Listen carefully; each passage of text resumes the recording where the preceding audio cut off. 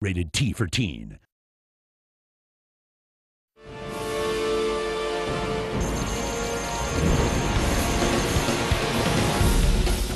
We wanted an open world game that also had a very serious, scripted, single-player element to it that felt like you were being led through a story.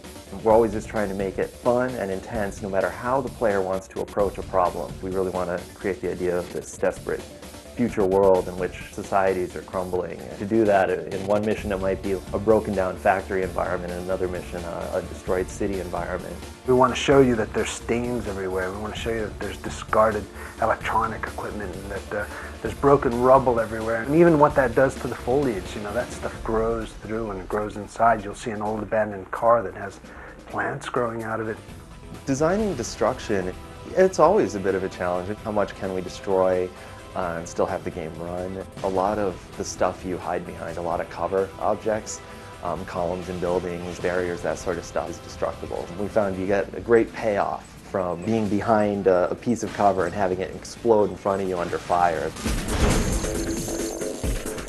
The AI in Frontlines is very unique in that it adapts to the open world gameplay, and it needs to understand that the player may be coming down the road in a vehicle, it may be flying a drone, it might be coming and sneaking from behind. The player can come from any angle, the squad can come from any angle. So many different things can happen. The enemies need to respond, and so they may hear the player's footsteps, they may hear an explosion go off, they may hear a ricochet fire, they may run into cover, and there's various different types of cover that they can take. We've set up our worlds so that if the player is bringing the battle to some area, the vehicles will go and fight there. So it really just becomes a very sort of dynamic environment. You don't get the same thing every time. You actually can play it several times and keep it interesting.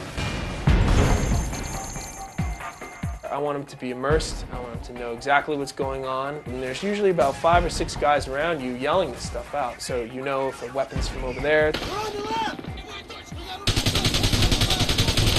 Now you know exactly what's coming from, where it is, and it's really specific. So you know where things are in the battlefield. The farther away you get from the sound should change. Most games just fade the audio out based on distance. You have a machine gun and it's in the distance and hear more of like a popping of it. And all the sounds have that. Every single sound. All the weapons, all the vehicles. You know, if a chopper flies far away, you hear it in the distance. When you're in a multiplayer session and you spawn in, you hear all these sounds in the distance and you can positionalize where that's coming from and say, okay, there's the action.